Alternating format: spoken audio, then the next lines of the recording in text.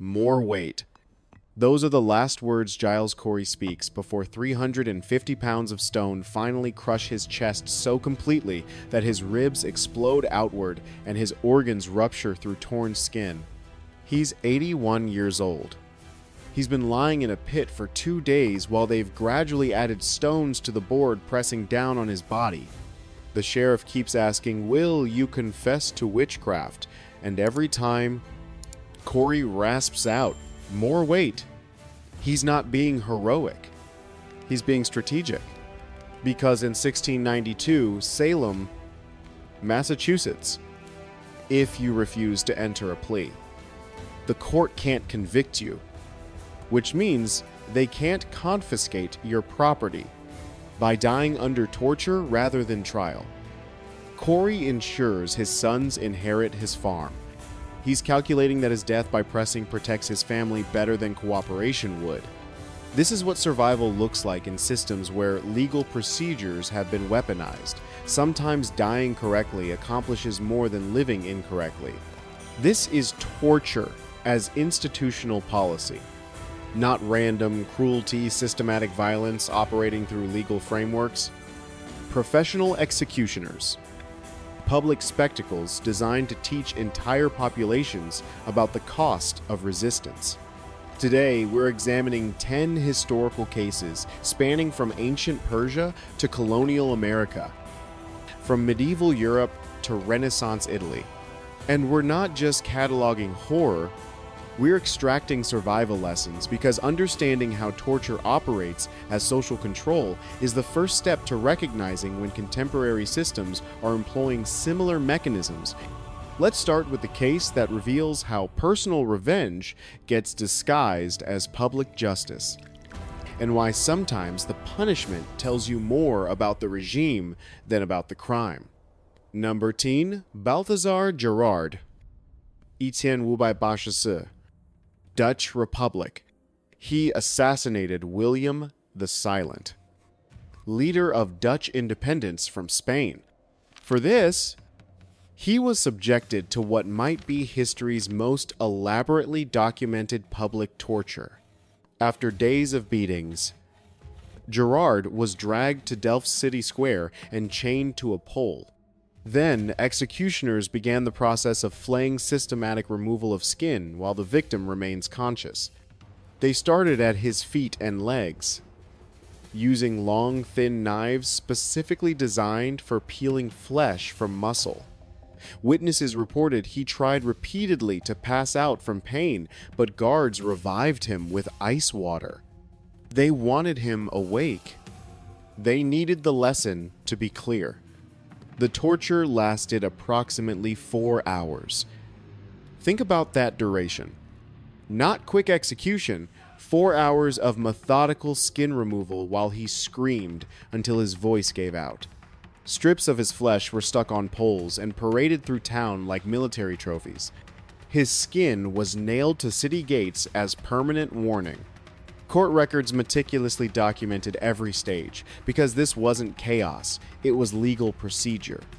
Official punishment for regicide carried out by licensed executioners following established protocols. Some spectators cheered, others vomited and fled. But everyone learned the lesson: this is what happens to those who kill national leaders. The punishment's severity wasn't about Gerard specifically. It was about deterring the next potential assassin through demonstration of state power to inflict unimaginable suffering.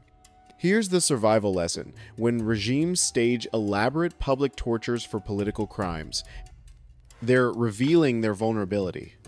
Strong governments execute efficiently. Weak governments resort to theatrical brutality to compensate for lack of legitimacy. The Dutch Republic was fighting for independence from Spain, a fragile new nation desperately needing to demonstrate authority. Gerard's flaying was proof they could punish enemies as brutally as any established monarchy. But the excess revealed anxiety. Truly confident regimes don't need 4-hour public skinnings. They're secure enough to execute quickly and move on. Recognizing this pattern helps you assess regime stability. When torture becomes theater, authority is fracturing. Number 9. Mithridates, ancient Persia. Allegedly, 5th century BCE. The story goes that he was a soldier who killed the king's brother. His punishment, scaphism, also called the boats.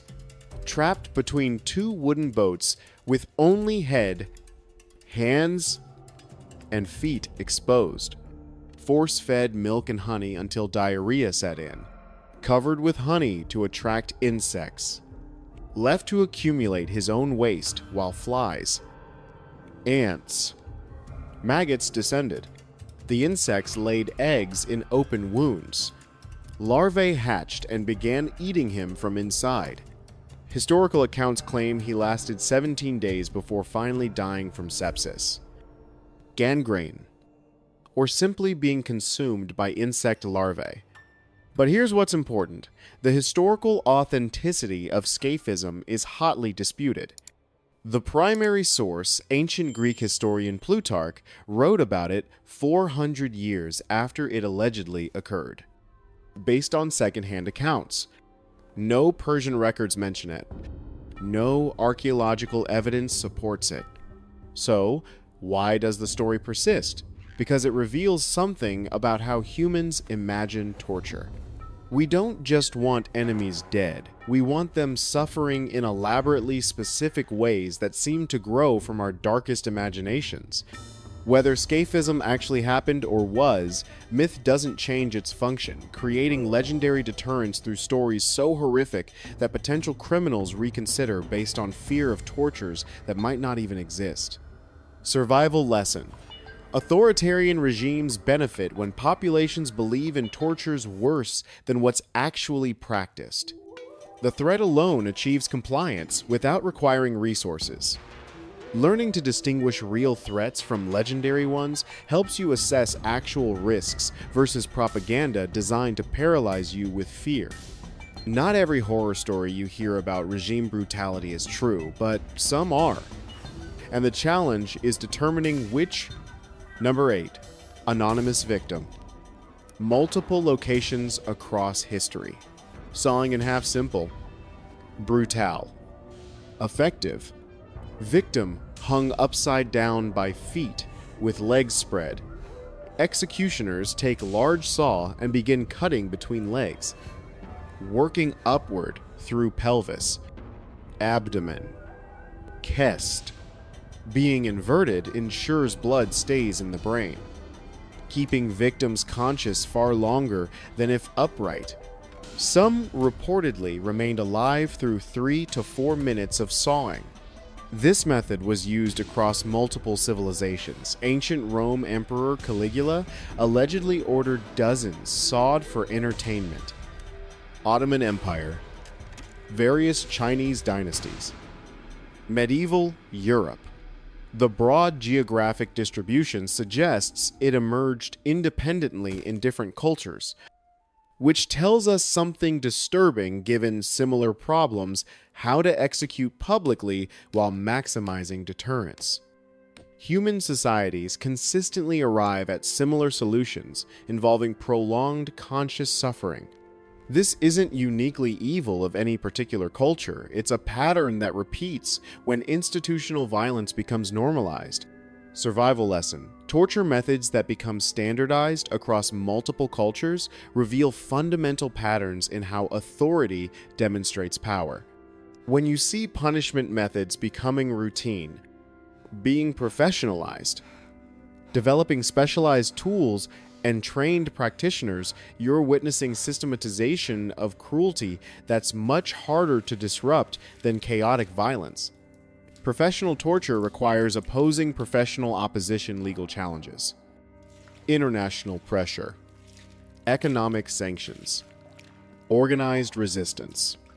Individual heroism won't stop machinery that's been institutionalized. Number 7. Saint Eustace and family.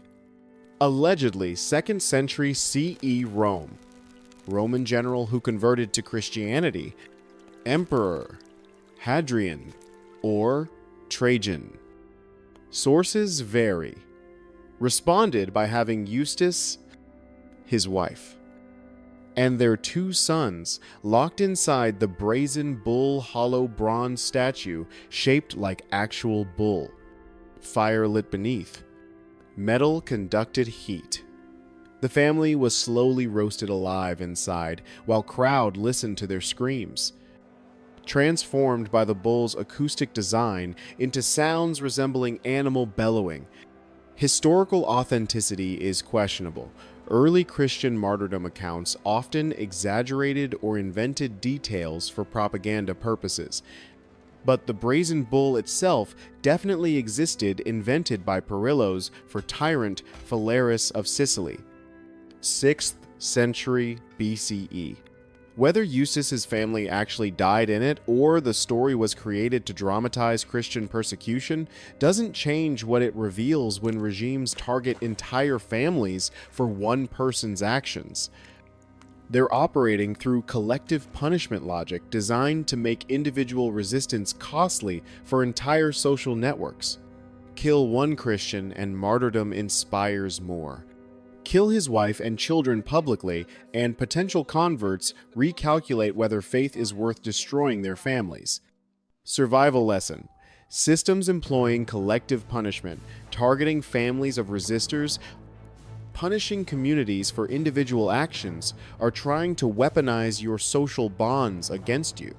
The survival response is either maintaining networks in secret so authorities can't identify families to target, or paradoxically, cultivating such extensive networks that targeting all associated families becomes logistically impossible.